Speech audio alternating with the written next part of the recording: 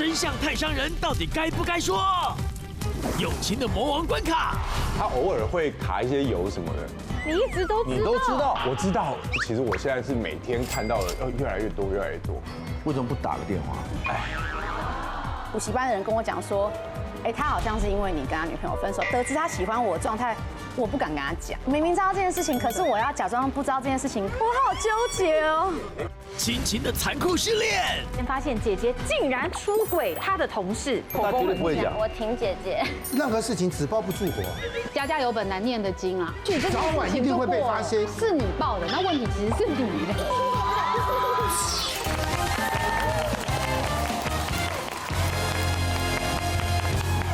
欢迎收看《女王大人》。晚安。春哥，怎么样，八妹？昨天我老公超过分的。哦，我在客厅高歌一曲的时候，他竟然要我闭嘴。他说我鬼哭神嚎的声音会吓到邻居，邻居会以为我们家家暴。我倒有一个小小的疑问啊。哦，你说说看。你对自己唱歌的实力真的没有一点自知之明吗？你要知道啊，摄影师这些人是专业啊，他秉持专业，他跑不了啊。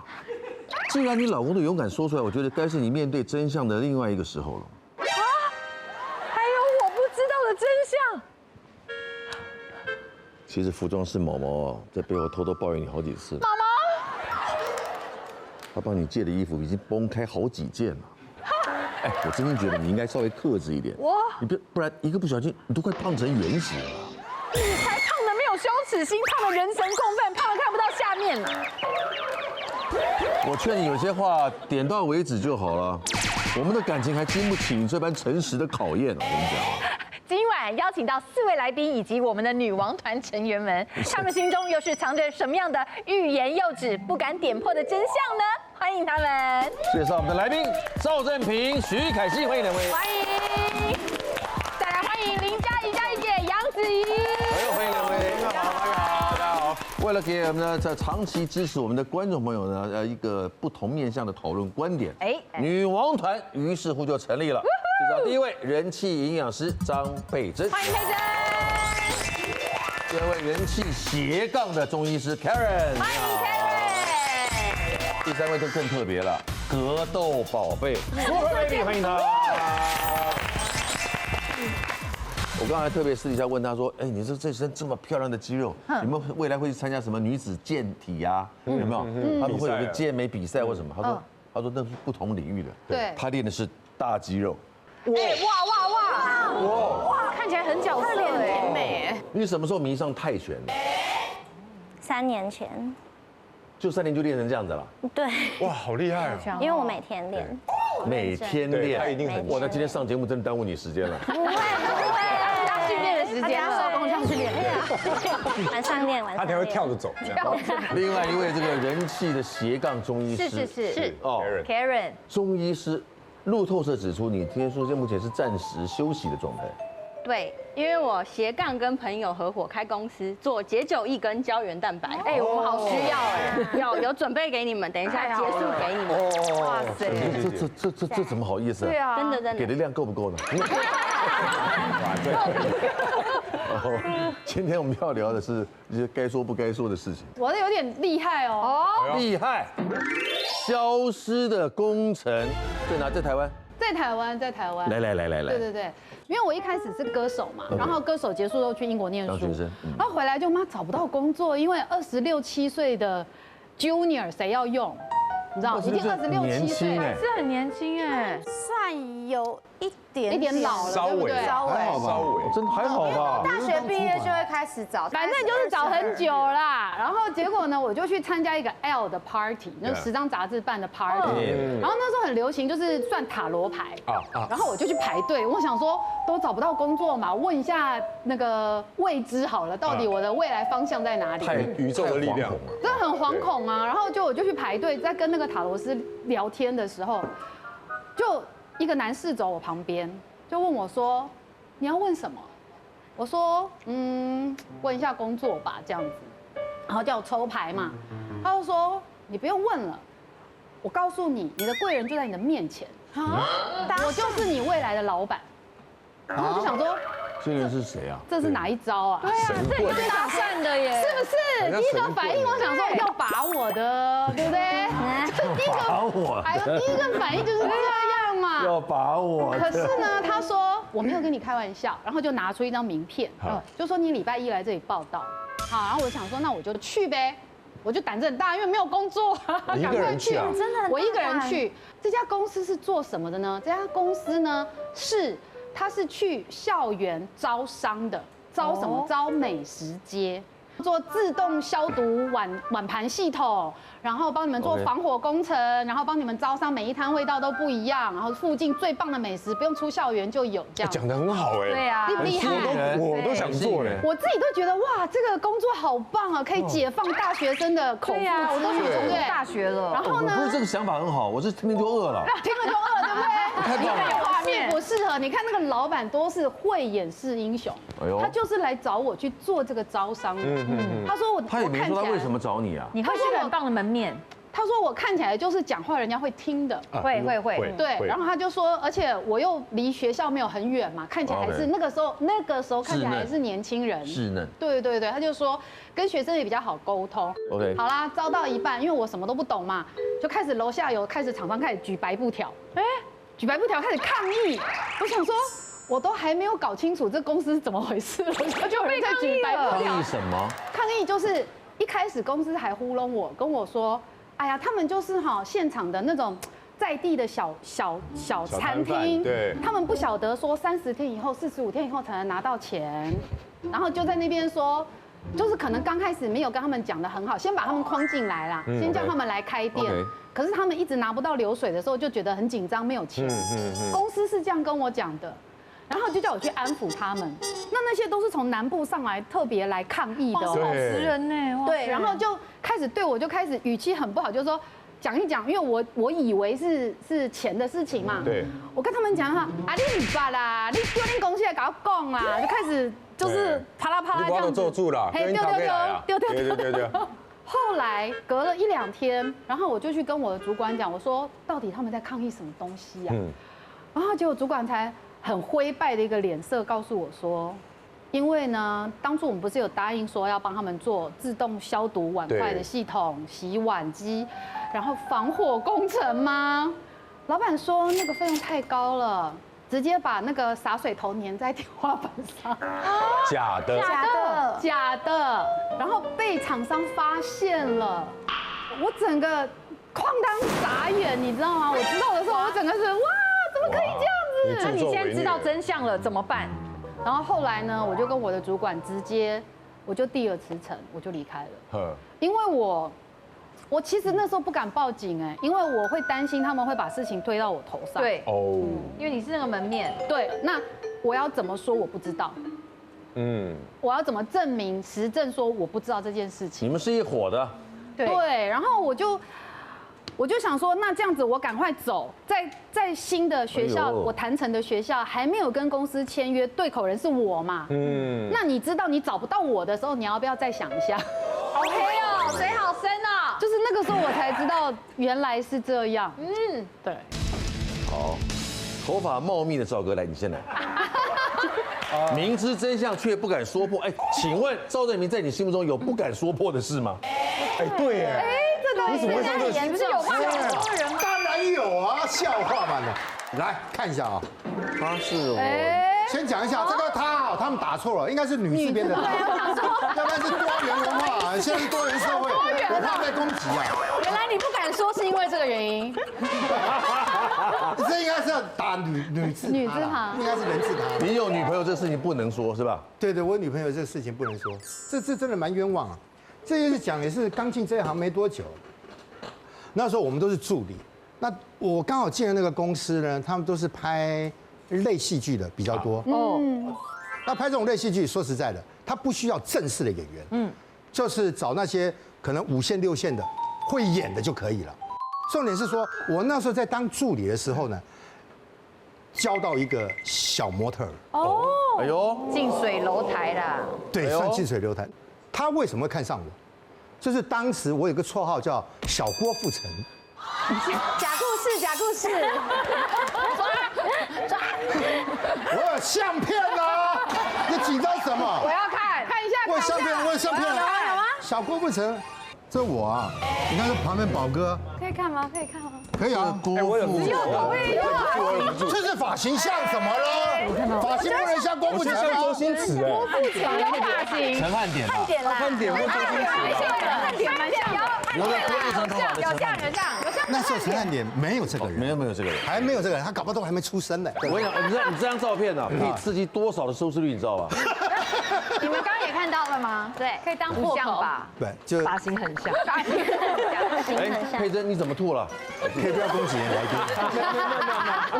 宾。那个时候我就有个绰号叫小郭富城。好，发型像。我们知道了。但是你们要知道哦，我那个小模的女朋友长得像巴玉一样漂亮。我是漂亮的，我5、6线，然后我漂亮。你说小模？当时那个小模长得像5、6线的小模。你不讲我还不知道。不是当时我那个小，说不定人家后来很红啊。当然人家还在线上呢。你看，我们就不要讲，盲堂了。是秀清姐吗？当然了，隔了。哇，你这样拿，我真的这样拿，秀清姐啊，你刚刚听到没有？秀清姐，好像发育的是张秀清啊。我们跟秀清姐好像。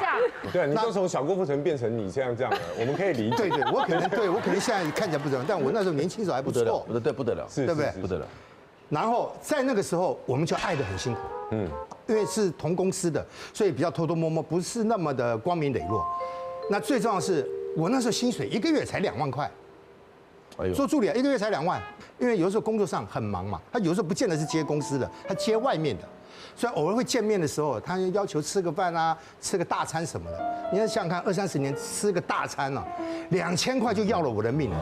有的时候女生也会讲，哎，她想要去参加一个试镜，但是没有一双好看的鞋子，想买一双好看的鞋子，也要个1、2千块，跑不掉。对啊，那更不要讲说她生日的时候，光是为了她生日买一个包啊，我就去标会，标30个人的会。恋爱脑哎，你这是恋爱脑哎。不是30人会是要标3年呢。对，没办法，我先设定我的女朋友叫小花。好，这一段时间其实也不久，大概交往有过快1年，小花被别的经纪公司看到，在我们公司的合约到了，所以被别的经纪公司觉得不错，给挖走了。那挖走了这段时间，其实说实在，我们公司因为不是只有一个 team， 有2、3个 team， 但是偏偏就在另外这个 team 的这个地方呢，我老是被刁难。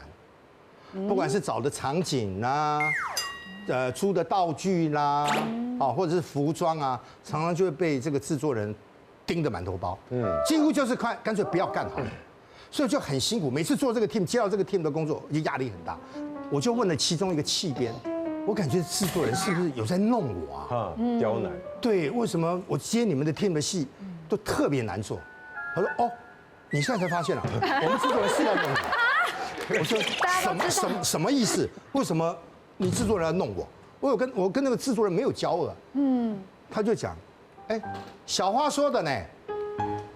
小花说你要追小雪，问题是小雪是我们这个 team 的制作人的小三呐，你居然敢追他的女朋友？对，你不是摆明要找死吗？我说没有这个事，而且我心想说，因为小华走了，我没办法讲说。其实小花是我女朋友啊，我怎么能讲这个？讲这个没有鬼会信嘛？谁要相信小花？那小花为什么要这样讲？弄你，他都弄你了，为什么不把它讲出来？其实小花认真讲，只是利用我只是当时的一个工具人所以他离开公司的时候被人家牵走，其实我们感情就撤了，岌岌可危，就干脆分手好了。因为本来相处就爱得很辛苦啦。你比较辛苦吧？要躲起来。对，所以就因为那件事情，我被那制作人弄以后。我后来才想清楚，我情愿选择离职。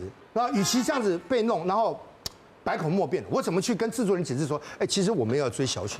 我突然去找制作人报告说，哎，制作不好意思，我没有追你的小雪，你不很奇怪吗？就是说，我有说你追小雪啊，说哦没有啊，那你为什么要弄我呢？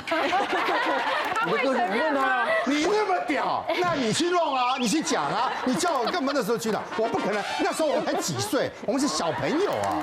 怎么可能去呛个制作人呢？跟小雪讲呢？一定死无对证的嘛。没有，就因为我去跟小雪讲也没有道理啊。这样你没有追他，就说你帮我解释。你可以帮我跟他解释干嘛？干嘛？那个制作人会说，为什么你要帮他解释？越解释越这个时候就是闪就对了。我今天如果那么聪明的话，也就不会坐在这里。哎，怎么这样说？我们大家都住在这里，壮哥，不要这样。大家都住在这里。对啊，那你说坐在这里都不聪明，不可以这样。徐凯熙很聪明啊。大家这个故事啊，我跟你讲都是千疮百孔啊，要不然坐在这干嘛？干嘛尊重别人啊？不好意思，我们找了一个有点精神分裂的朋友。杨子怡不敢说破什么事情？我现在这个不是过去的，是 ing。真的？ing，你现在讲的就要讲出来喽。我就要讲出来了，因为这是一个我非常好的兄弟。来，50万的内幕，不止，你们的标题都好惊悚哦。其实不止啦，大家都知道我的那个经纪人小田嘛，他有生2宝，很可爱，对，然后现在也都在拍电影、拍戏，所以我都希望小朋友是童星，因为我们自己在拍戏的时候，我们都知道童星的教育很重要，所以我都跟小田说，你把你的时间给他们，就是我尽量可以让他负担少一点，太好了。所以我有一个很好的兄弟，我们高中同学，然后他大学是读会计系，虽然他最后不是会计师，可是他对数字这个东西是很精明的，所以我就把我很多钱就是都交给他，让他去跟我的会计师那边对，然后我就很罕见的，我会计师居然打电话给我，然后他就跟我说，子怡你可能要注意你这个朋友哦，这个同学哦，怎么说？他发现什么？他发现了一些账有出入，那我就有做账的痕迹。对，但我当下还没有想要去把这个潘多拉盒子打开，因为我一直都知道他偶尔会卡一些油什么的，但是我就觉得说你一直都知道，我知道，但是都小小的，比如说税嘛，比如说像发票，他可能开他自己公司的发票，或是开我公司的发票。然后再用他的公司的发票冲账之类的，这样子就会转嫁到我身上。好像是你有这个收入。对，那我就想说没关系，反正我有这个收入，我可以 cover 嘛。你可能赚比较少没关系，然后你生活可能不 OK。然后我就时不时的我会传讯息跟他说，哎，那个发票怎么样？光这个月我就有传了大概4、5个讯息给他，关于这一类的事，他都有回吧？他都是就是完全就是。那算是装没事吗？对，装没事，然后就避重就轻，就这样过去了。我想说，哇，我已经给你那么多次机会了，你真的没有打算跟我说嘛？然后我就开始联络一些厂商，然后了解一下我那些账。算下来，哇，光是2024年到现在，其实50是一个数啦，但是其实我现在是每天看到的，越来越多，越来越多。哎呦，这口很大。对，然后因为其实我为了开这个帮我哥开这个素食店，我还去解我的保单，因为我就现金不够，对我还去解保单。但其实如果今天他没有这样子对我的话，我根本不需要做这件事啊。那个保单我也存了那么多年，现在一直在领利息。对，那我很想要跟他说，我从之前这样对你，我有对你不好过吗？我真的是每一件事情，我基本上都是会以你为出发点去思考的。哇，好贴心哦。那我已经给你那么多次机会了，你都没有主动来跟我讲这件事情。那我希望你可以看到这个节目，然后希望你可以主动来找我谈。那如果你来找我谈的话，我相信我们还可以做这个朋友。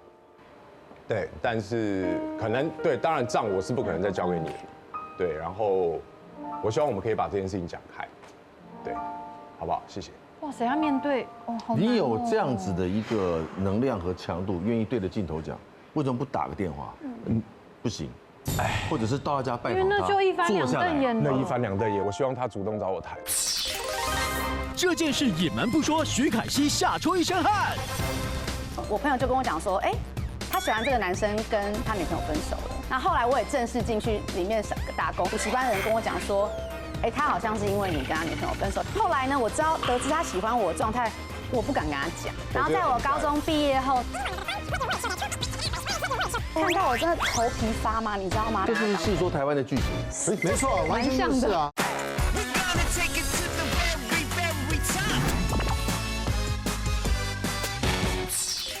我希望他主动找我谈。我觉得我刚可是因为你的心情的压力跟你那个负压已经很强大，因为我你刚才真的没有那个是睡好，我到现在你那个是都没有睡好真情流露，没有关系的。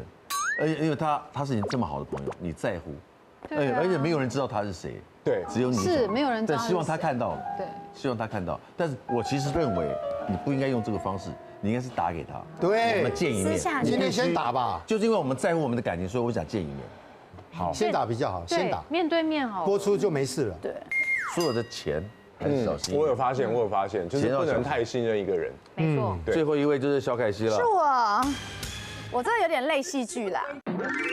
他喜欢的是对，哇，你要在这里讲三角恋哦。对，高中的时候。 OK， 然后因为那时候已经满18岁了嘛，所以就可以去补习班接电话。那当时我有些朋友，他们第一次学车就已经考上高中了，就有一些朋友就先去补习班当那个接电话的那个算工读生嘛，然后就一群人都有去。那其中就我有一个好朋友闺蜜，她就去了这样子。那去了之后，大家就约好说，那以后大家考完都要一起去这个补习班打工。那好巧的就是她刚好呢进去之后，她就喜欢上里面一个打工的一个男生，所以她遇到他以后，她就回来会跟我们分享说，我今天看到他怎么样啊，然后就会欣喜若狂，就很开心。然后所以我们都知道她很喜欢这个男生。结果后来呢，我去打工之后，我就刚好一到那个补习班，就看到这个男的跟他女朋友在柜台，然后他就在柜台，他就看到我就这样。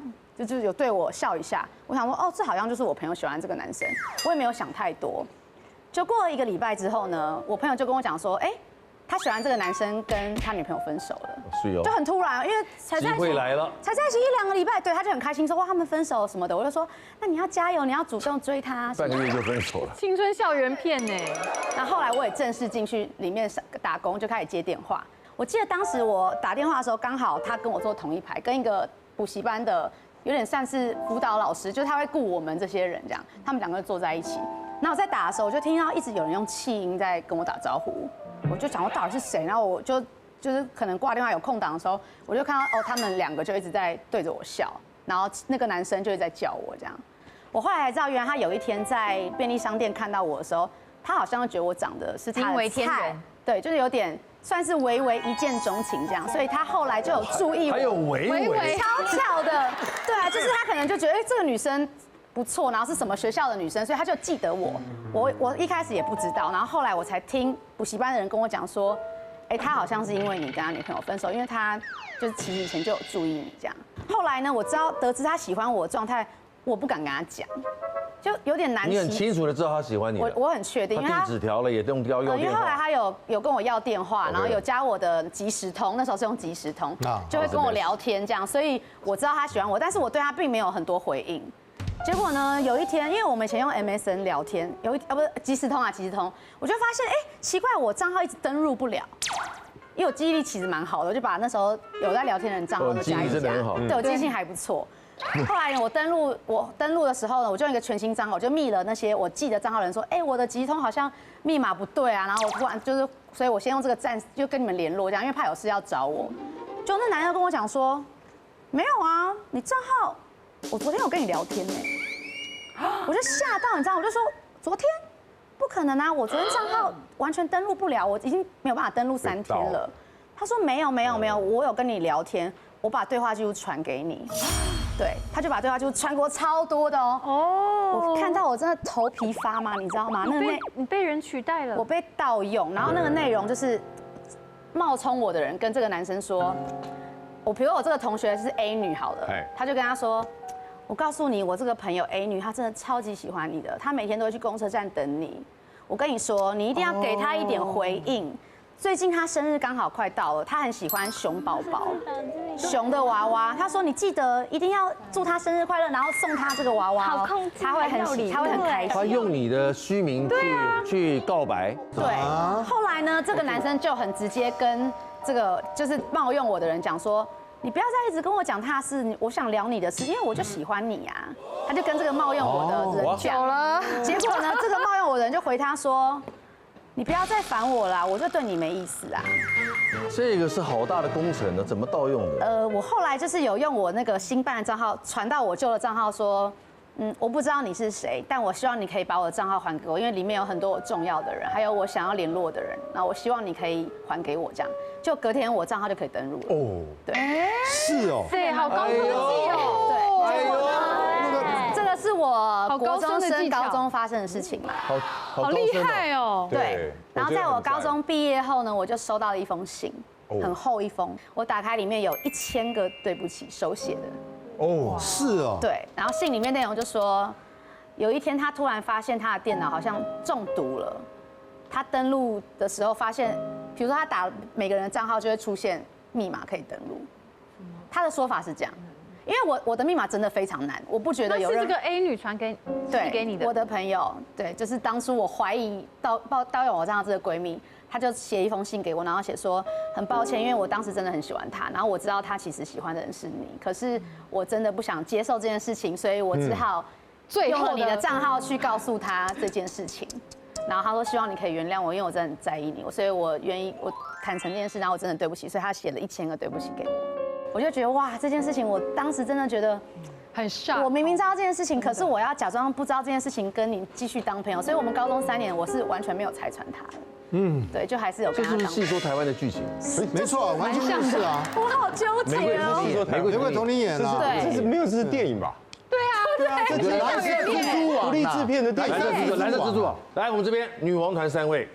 这个是在我工作上的故事，因为大家知道营养师不是遇到病人啊、老人，不然就是想要减重的人。那刚好我是遇到一个阿嬷，她就跟我说，她大概在下个礼拜就要离开这个养护中心，因为大家都觉得说好像。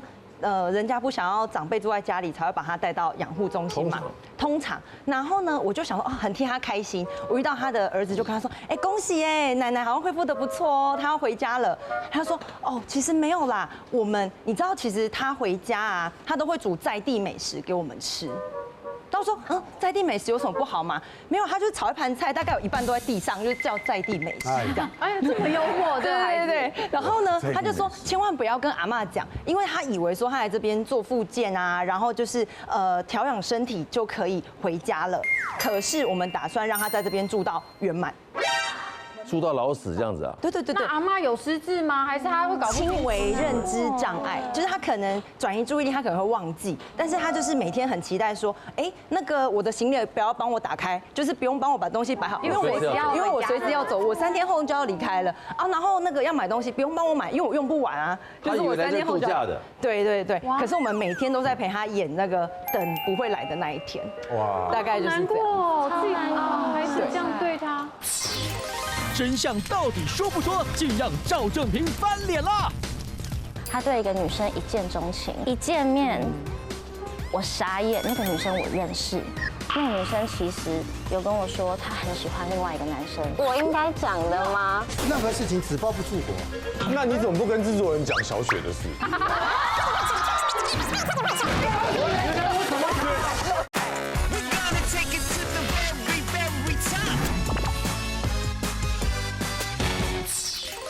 难过，自己孩子这样对他。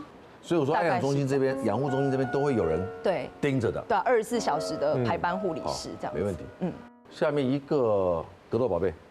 我有一个跟我关系还不错的男生朋友，然后就是我们很常聊天，没有，好兄弟。然后他有什么感情的问题都会跟我分享。OK。然后有一次他跟我说，他对一个女生一见钟情。OK。然后超级喜欢她，每天就是会跟我讲，他说了什么话，他很喜欢，很晕，就是很晕船。很晕啊。对他很晕那个女生。对呀，吃避孕药嘛，吃避孕药。然后呢？他跟我说，他想要跟那个女生交往，他一定要把她追到手。后来也很成功的，竟然追到她了。然后有一次，他就带他女朋友下来台中玩，然后就说：“我介绍你们认识一下，我们一起出来吃个饭。”听起来不妙。一见面，我傻眼，那个女生我认识，但是我那个女生竟然没有跟我说，她现在有一个男朋友。然后重点是，所以男生知道他是你朋友吗？男生不知道。那为什么不讲？当下那个女生也没有想要跟我相认的意思。哇，那不太诡异了？很诡异。后来我觉得很可怕的是，那个不能说的感觉是，那个女生其实有跟我说她很喜欢另外一个男生，而且还跟他发生关系。然后后来对一下那个时间，是我男生朋友跟我说他们已经在一起的时候。哦，他劈腿，所以他是在骑驴找马，或是我后来问他，他说他虽然很爱另外一个男生，可是他觉得跟我朋友在一起比较好，比较有未来，因为我朋友比较爱他。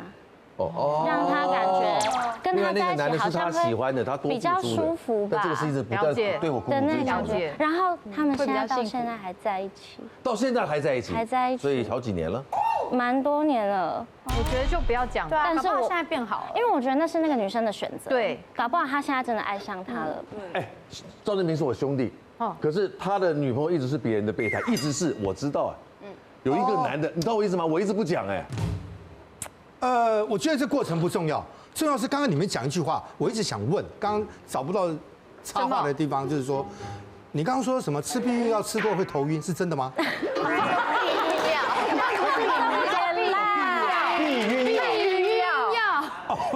孕药，不是避孕药。为什么你想知道这个？不是，我刚刚也是很吓尿，为什么吃避孕药会头晕？刚刚有谁听成避孕药的？我说避孕药啊，你看，我也听成避，那是真的，避孕药吃多了真的会头晕。是吗？真的，因为它会提升里面有黄体素，对，黄体素它的副作用过敏或者是不适应的话会头晕。对对对，哇，这个是另外一个话题。对啊，我们这是优质节目。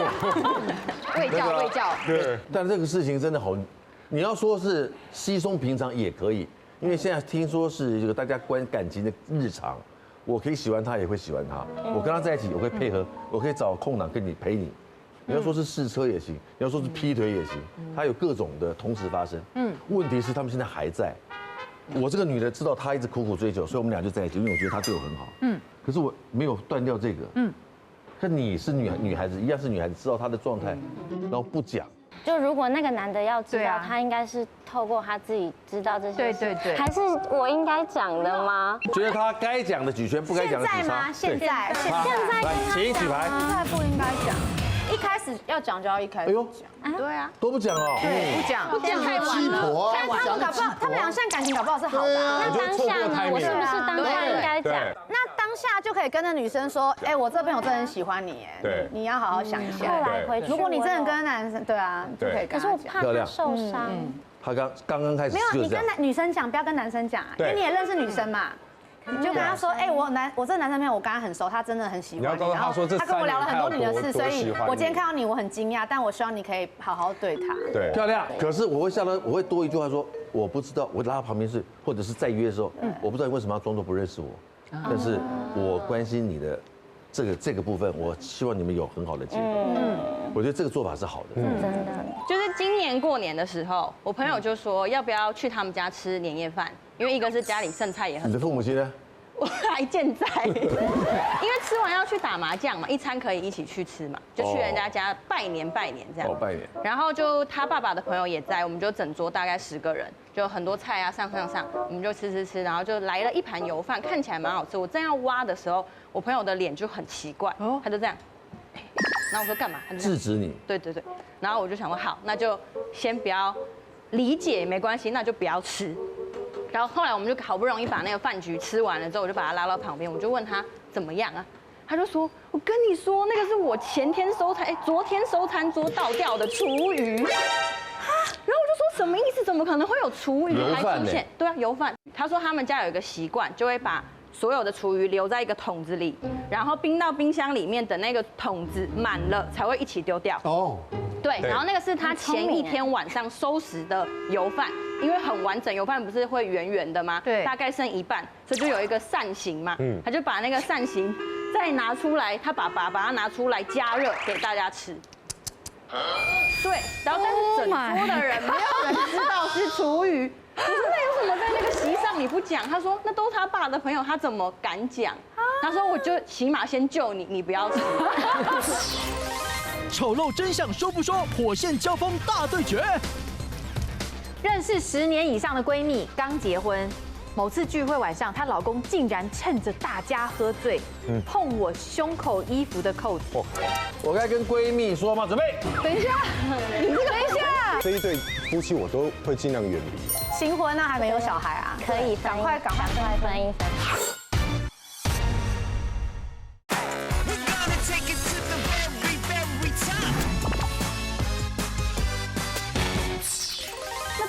的朋友，他怎么敢讲？他说我就起码先救你，你不要吃。至少救到一个，能救一个是一个。这个朋友可以交。没有，你知道他知道要丢掉了，可是事实上还可以吃啊，他没有坏啊，他冰着啦。他是跟我说前一天晚上其实就有一点味道了，所以才丢掉啊。对，这个厉害哦，这个。就爸爸比较节俭，或是嗅觉比较不敏锐，他可能老人家就觉得还可以。对，在家啦。但是重点是我回想，他爸一口都没吃啊，大家吃自己不吃。对，谢谢大家分享一些该说不该说的。哎呦我的妈呀！我们知道事情的真相之后，对不对对？真相这2个字很可怕，多半都是丑陋的，多半。或者是不堪的，来进行女王大调查，痛苦万分，好挣扎，这个真相到底该说还是不该说？孩子来，请准备举牌。来，弟弟，姐夫对姐姐非常好，我有一天无意间发现姐姐竟然出轨他的同事，我跟姐姐摊牌，但姐姐要求我拜托不要告诉姐夫。我虽然没有想要毁掉姐姐婚姻的意思，一方面又觉得姐夫太可怜了，我到底该不该跟姐夫说呢？该或不该？请举牌。选择。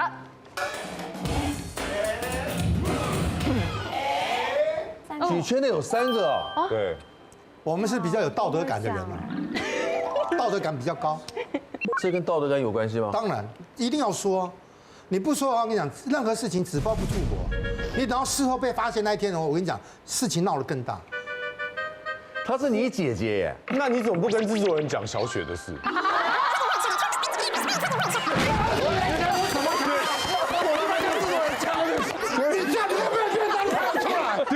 我们今天录完，等下就打给他，我看爱你多少钱？哎 ，Karen 啊，你们那个生医有没有卖一些稳定情绪的药啊？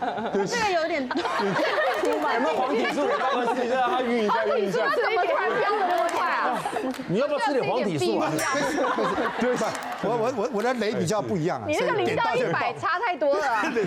我刚刚这个是应该要讲啦，因为他们是姐妹，对，不是要跟姐姐讲，而不是跟姐夫讲。对，你要跟姐姐把这件事情厘清。但是姐姐说不要说啊，姐姐也知道她不对啊，但不要你只要让姐，我发现了这一刻之后，你觉得你也不应该，让我们一起对姐夫好一些，你知道吗？让我也可以对姐夫好过一些，否则的话，我看着你这样，我觉得你们迟早会破坏了你的幸福。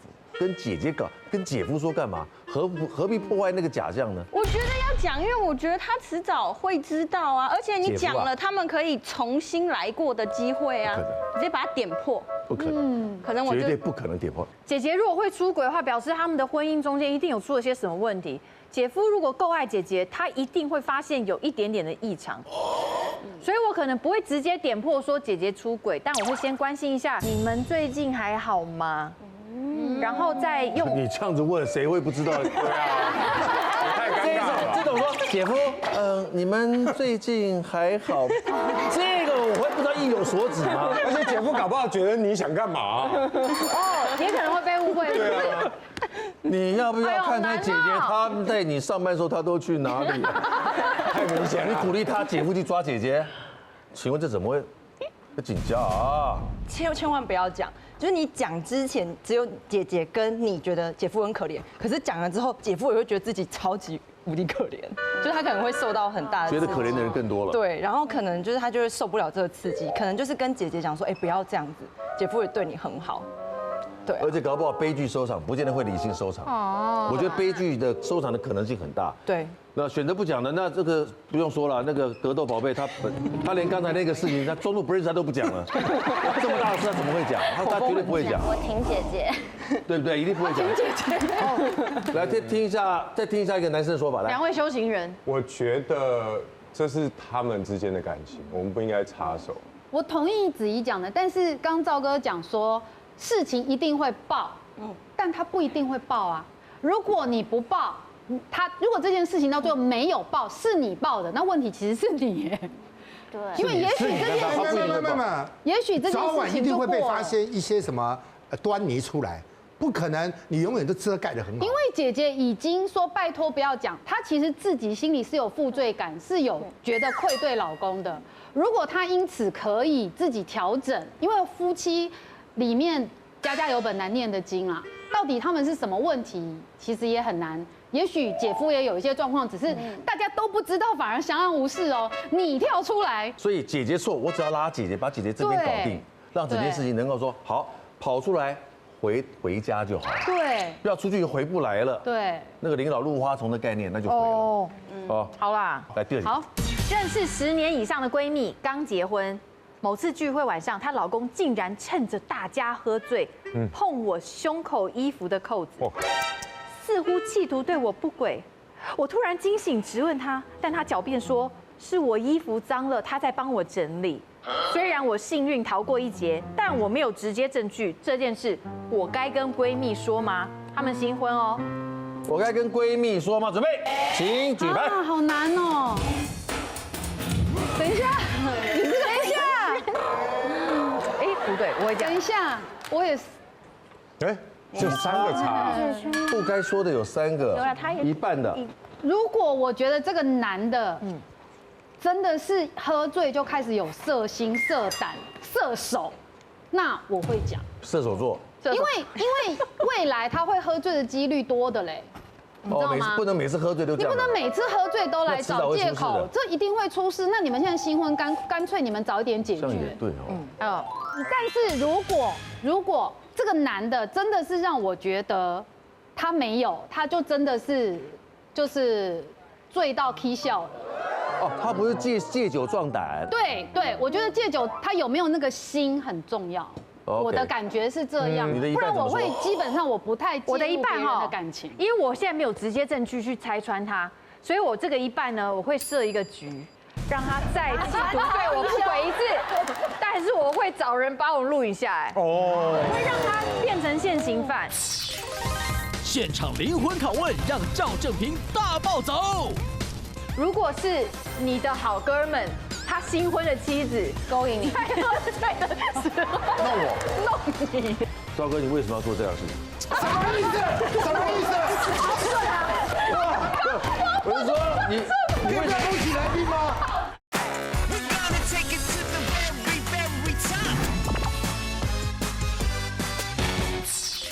我会设一个局，让他再企图对我不轨一次，但是我会找人把我录影下来，我会让他变成现行犯，这样我才有直接证据可以去对上他。我要设局，如果有这个答案的话，那我就是会讲。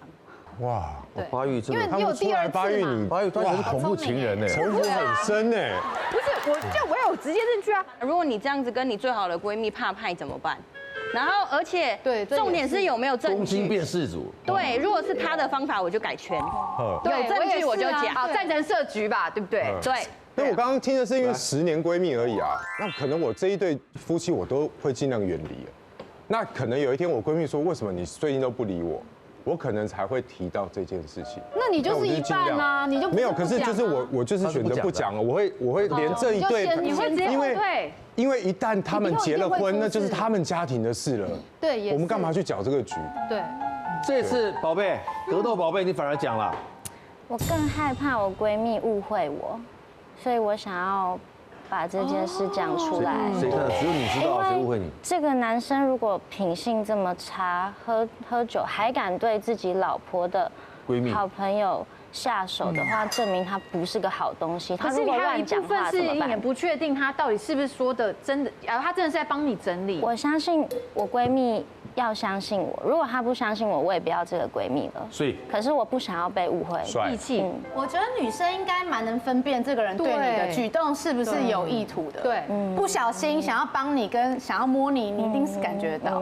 那因为他里面已经讲说，他觉得他是企图对他不对，代表他其实心里有答案。所以，那他今天对一个你老婆的好朋友都会这样，代表他出去外面，他对别人一定会更加的，就是他只要喝了酒都会这样，对，更加肆无忌惮。所以我觉得我会跟他讲，因为新婚啊，还没有小孩啊，可以赶快分一分。好，赵哥，你为什么要做这样的事情？前面刚刚打，我是什么意思？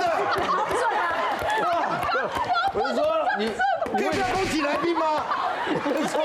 不要换道具，请息怒，请息怒。主持人呢？这不是我讲的，怎么做这个怎么会射我嘞？好笑，因为刚刚前面啊，大家都把答案讲的差不多，这个男的应该就是个惯犯嘛。对啊。那女生其实会有，其实当女生有一感觉不对劲，就证明这个男的是真的要做这个事。通常人的心很清楚知道是跟不是，对还是不对。我反问，如果今天情况调过来，如果是你的好哥们。他新婚的妻子勾引你，在喝醉的时候弄你，然后被惊喜，然后你发现了，哎，他这个新婚老婆想弄我，然后我说我只是帮你整理衣服，你会说什么？哎，他睡了没有？你的房间在哪？如果全部调换过来，你会怎么做？道德在哪里？你的房间在哪里？你们怎么会把来宾看得那么丑陋呢？这是举例了。当然要说，要不然我跟你讲，你会说？会说，对你老婆刚刚弄我啊。对，你老婆弄我。不是，你老婆应该有某些的什么一个状况，要不然她为什么特别照顾我？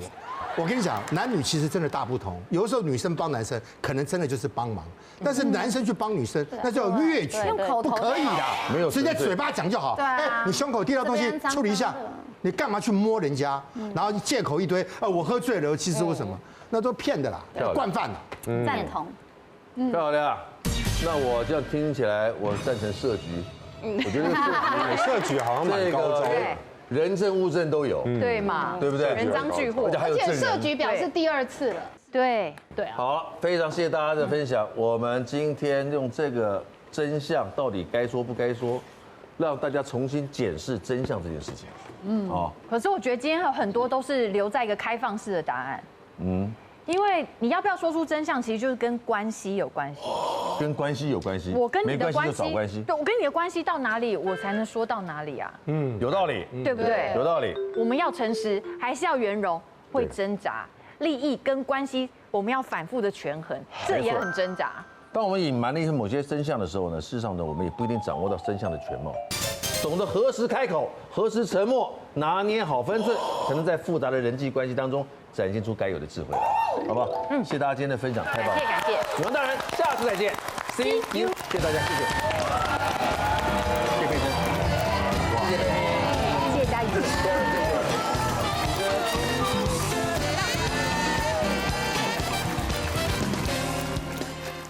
快订阅未来中文台 YouTube 频道，开启小铃铛就可以看到最新的《女王大人》哦。